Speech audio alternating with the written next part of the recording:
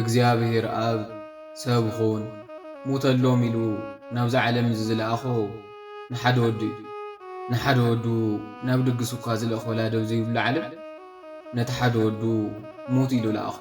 ንዝኣበሰ ኣገልጋሊ ኢሉ ነቲ ሓደ ወዱ ሕሊፉ ዝህብ ካብ እግዚአብሔር ኣብ ወፃኢ ማንም የለን።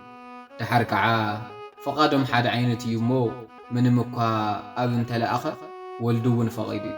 እንተምንታይሲ ብፍቓድ ሓደ ከም ዝኾኑ ብስልጣንን በገዛዝኣን እውን ሓደ እዩ።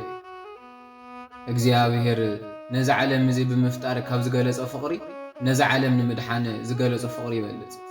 እቲ ንሰብ ንምፍጣር ናብ ምድሪ ድንን ዝበለ ጎይታ ንድሕነት ደቂ ሰባት ኣብ ደንበ ተወለደ። እቶም ሰብ ንምፍጣር ጭቃ ዝለበሱ ኣእዳው ኣዳም ንኽድሕን ብችንካር ተቸንከሩ።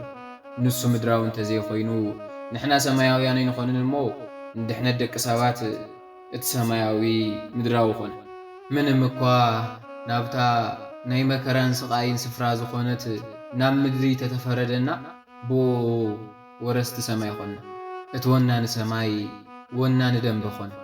ንሕና ነቲ ደንበ ንሃብናዮ፣ ንሱ ድማ ቤተ ክርስቲያን ኣብ የማኑ ጠጠው ንኽትብል ፈቐደ። ልዕሊ እቲ ንሕና ዝኣበስናዮ መድሃኒ ዓለም ስለና ዝኸፈሎ ካሕሳ ዓብዪ ኾነ። ብርሃን ፀሓይ ካብ ፀሓይ ከይተፈለየ ናብ ዓለም ይመጽእ፣ ክርስቶስ ኢየሱስ ድማ ካብ ኣብ ከይተፈለየ ናብ ዓለም መጸ።